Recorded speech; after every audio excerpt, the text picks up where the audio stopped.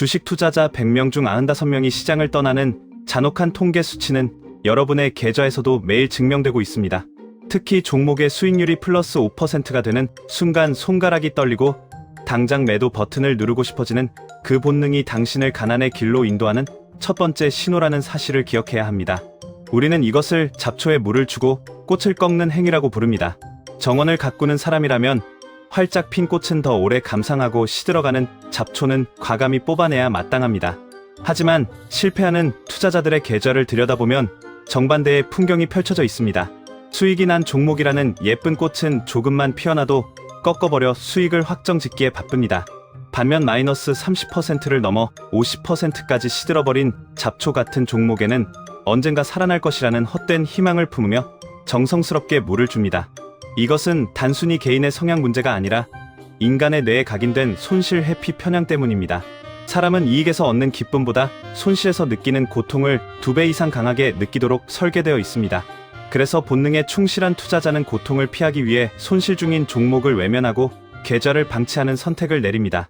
결국 시간이 흐를수록 여러분의 계좌에는 생명력을 잃은 잡초들만 무성하게 남게 됩니다. 수익은 쥐꼬리만큼 챙기고 손실은 태산처럼 키우는 이 구조가 반복되면 아무리 장이 좋아도 원금 회복은 불가능에 가깝습니다. 고수들은 수익이 나는 종목을 끝까지 홀딩하며 추세에 끝까지 가져가는 인내심을 발휘합니다. 하지만 하수들은 거꾸로 손실이 나는 종목을 끝까지 홀딩하는 치명적인 인내심을 발휘합니다. 이러한 잘못된 인내심은 결국 여러분의 소중한 기회비용을 완전히 갉아먹습니다. 잃지 않는 투자를 하고 싶다면 지금 당장 본능이 시키는 반대로 움직여야 합니다. 내 판단이 틀렸음을 인정하고 시든 잡초를 뽑아낼 수 있는 용기만이 여러분의 자산을 지키는 유일한 방패가 됩니다. 하지만 안타깝게도 많은 이들이 이 단계에서 멈추지 않고 더 깊은 늪으로 빠져들게 됩니다. 단순히 종목을 들고 있는 것에 그치지 않고 자신의 실수를 정당화하기 위해 위험한 정보를 수집하기 시작하는 단계로 진입하기 때문입니다. 본격적으로 파멸의 늪에 발을 들이는 두 번째 단계는 바로 스스로를 속이는 공부를 시작하는 겁니다. 시든 잡초를 뽑아내지 못한 투자자들은 자신의 실수를 인정하는 대신 그 종목이 오를 수밖에 없는 이유를 기어코 찾아내고야 맙니다. 우리는 이것을 확증 편향이라는 달콤한 독약이라고 부르죠. 계좌가 파란색으로 물들수록 냉정한 수치나 비판적인 리포트는 철저히 외면하게 됩니다. 대신 유튜브나 커뮤니티를 뒤지며 내 생각과 일치하는 장밋빛 전망만 골라 섭취하기 시작합니다. 마치 몸에 해로운 설탕물만 찾아 마시는 환자처럼 내 종목을 찬양하는 목소리에만 귀를 닫고 안도감을 얻으려 애를 씁니다. 이 시점부터 투자는 이성의 영역을 벗어나 신앙의 영역으로 넘어갑니다. 객관적인 악재가 터져도 그것을 세력의 흔들기라거나 저점 매수의 기회라는 식으로 아전인수격 해석을 내놓습니다. 뇌는 보고 싶은 것만 보고 믿고 싶은 것만 믿도록 설계되어 있기 때문에 여러분은 스스로가 합리적인 분석을 하고 있다는 착각에 빠지게 됩니다. 하지만 시장은 여러분의 믿음에는 전혀 관심이 없습니다. 오로지 냉혹한 수급과 팩트로만 움직일 뿐이죠. 확증 편향에 빠진 투자자는 침몰하는 배 위에서 지도를 고쳐 그리며 목적지에 도착할 것이라 우기는 선장과 같습니다. 결국 발밑에 물이 차오르는 순간까지도 자신의 판단이 옳았음을 증명하기 위해 소중한 자산을 추가로 투입하는 악수를 둡니다. 이러한 고집은 결국 시장의 흐름을 읽는 눈을 완전히 가려버립니다. 내가 사랑에 빠진 종목이 무너지는 동안 시장에서 새롭게 떠오르는 진짜 기회들은 결코 눈에 들어오지 않습니다. 고수들은 내 판단이 시장과 다를 때 즉시 고개를 숙이고 시장의 목소리에 집중합니다. 반면 하수들은 시장이 틀렸고 조만간 내 가치를 알아줄 것이라며 오만한 태도를 유지합니다. 하지만 시장은 오만한 자를 가장 먼저 그리고 가장 처참하게 응징한다는 사실을 잊어서는 안 됩니다. 스스로를 속이는 이 위험한 확증 편향이 극에 달하면 이제는 혼자만의 착각을 넘어 타인의 관계에 올라타는 최악의 선택을 하게 됩니다. 나 홀로 확신에 차서 침몰하는 배를 지키던 투자자가 결국 무너지는 지점은 바로 남들의 축제를 목격할 때입니다. 내 계좌가 잡초밭이 되어 썩어가는 동안 옆집 누구는 2차 전지로 대박이 났다거나 직장 동료가 반도체 주식으로 차를 바꿨다는 소문이 들려오기 시작합니다. 이때부터 마음속에는 소외되는 것에 대한 공포, 즉 포모에프오에모라는 괴물이 자라납니다. 나만 뒤처지고 있다는 불안감은 냉정한 판단력을 완전히 마비시킵니다. 지금까지 지켜온 최소한의 원칙마저 헌신짝처럼 내팽개치고 오로지 남들의 수익률을 따라잡기 위해 눈이 뒤집힌 채 시장에 뛰어듭니다. 우리는 이것을 뇌동매매라고 부르며 파멸의 급행열차라고 정의합니다. 이 시점의 투자자는 이미 사냥꾼이 아니라 사냥감이 되어 있습니다. 주가가 수직으로 상승하며 모두가 환호성을 지를 때 뒤늦게 불나방처럼 뛰어드는 행위는 축제가 끝난 뒤 설거지통을 붙잡는 것과 같습니다. 시장의 고점은 언제나 가장 뜨거운 환호와 함께 찾아옵니다. 남들이 돈을 벌었다는 무용담이 동네 시장 바닥까지 퍼질 때가 바로 세력들이 물량을 넘기고 떠나는 시간입니다. 하지만 포모의 눈이 먼 투자자에게는 오직 더 오를 것 같다는 환상만 보입니다. 치솟는 양봉의 끝자락에서 매수 버튼을 누르는 순간 여러분은 누군가의 차익 실현을 도와주는 고마운 자선 사업가로 전락하게 됩니다. 군중의 광기에 휩쓸린 매매는 필연적으로 처참한 결과를 초래합니다.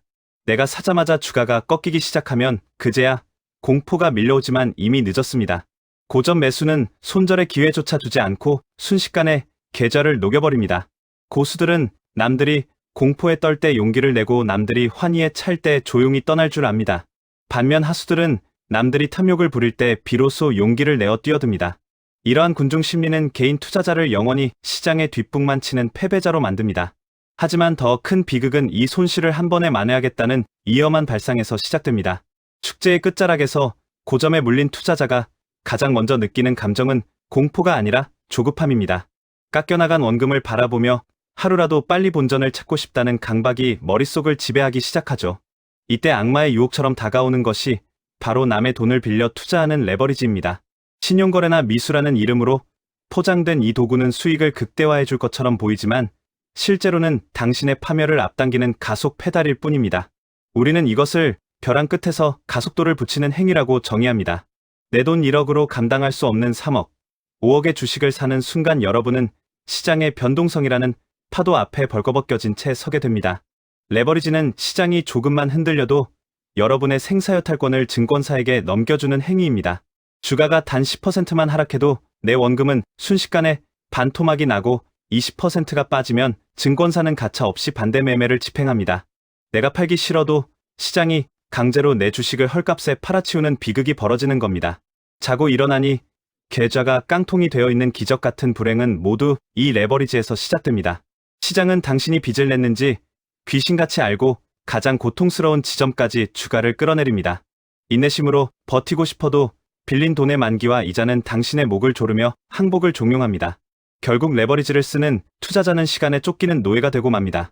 여유 자금으로 투자하는 사람은 하락장을 기회로 삼지만 빚을 낸 사람은 하락장을 파산의 신호로 받아들여야 합니다. 고수들은 시장의 변동성을 이용해 수익을 쌓아가지만 하수들은 변동성에 휘말려 생존 자체를 위협받습니다. 빨리 부자가 되고 싶다는 욕망이 역설적으로 당신을 영원히 가난의 굴레에 가두는 셈입니다.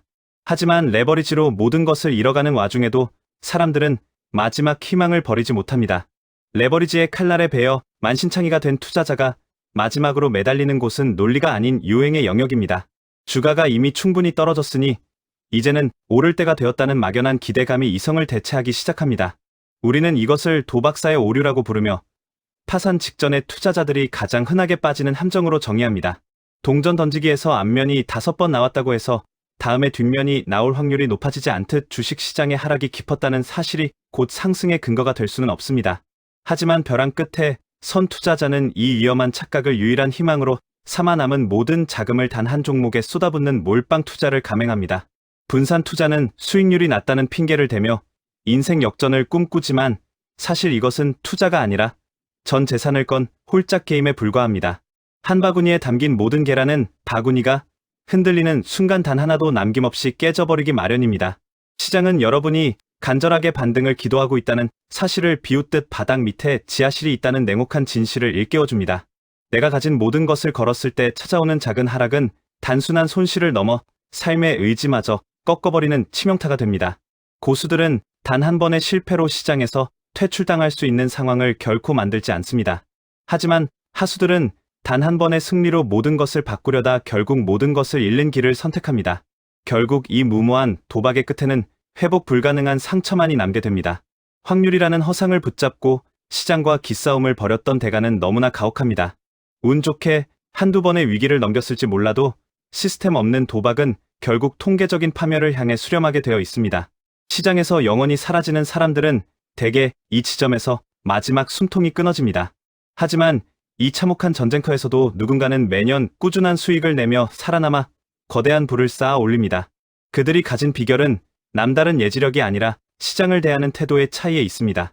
도박과 투자의 경계에서 무너진 사람들이 공통적으로 내뱉는 원망은 시장이 내 생각대로 움직이지 않았다는 사실입니다. 하지만 15년 넘게 시장의 생존자들을 지켜본 결과 그들은 단 한 번도 시장이 자신의 생각대로 움직일 거라 믿지 않았습니다.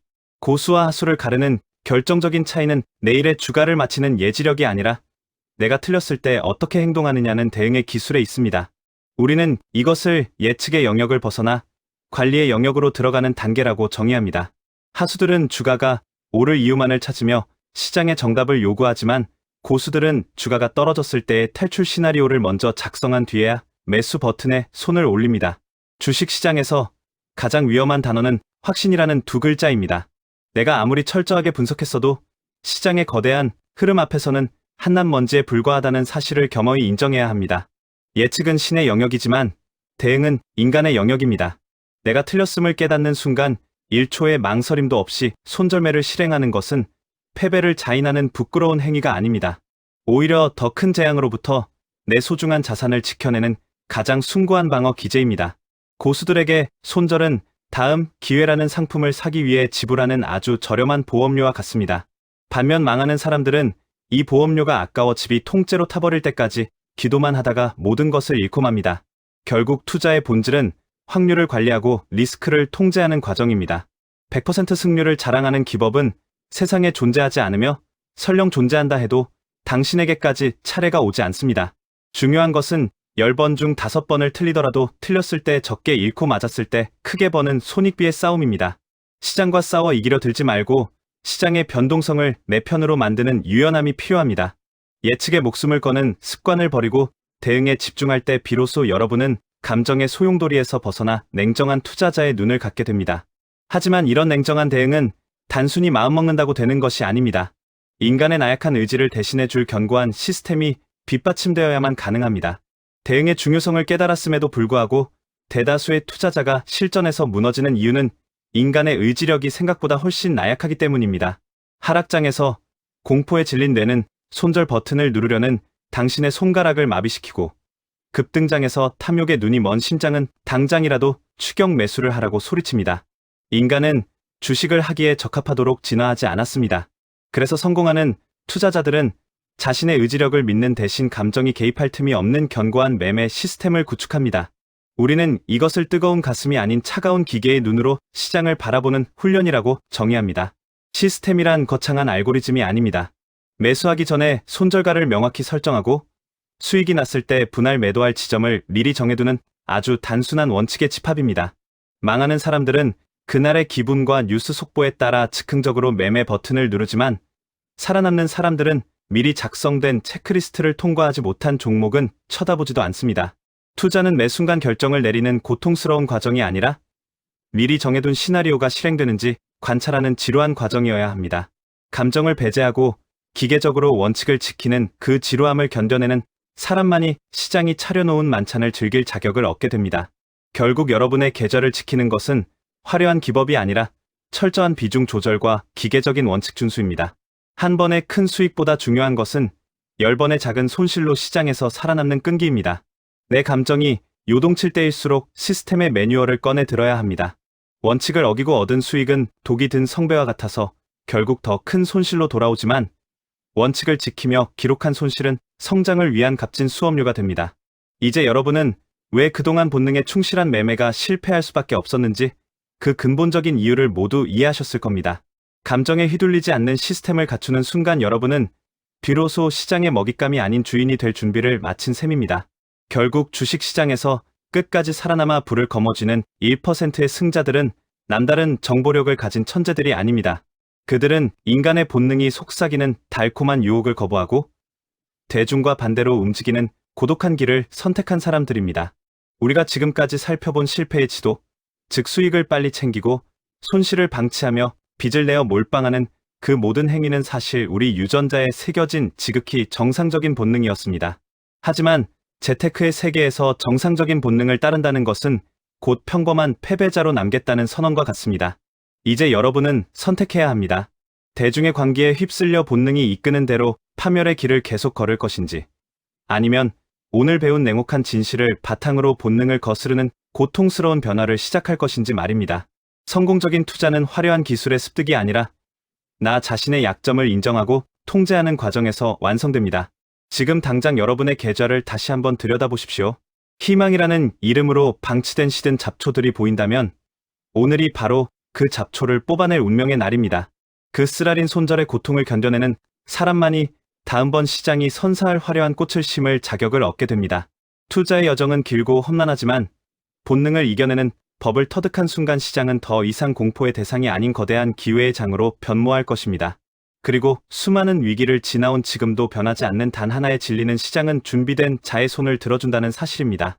오늘 이 영상을 통해 여러분의 뇌 속에 새겨진 패배의 알고리즘이 조금이라도 균열을 일으켰기를 진심으로 바랍니다.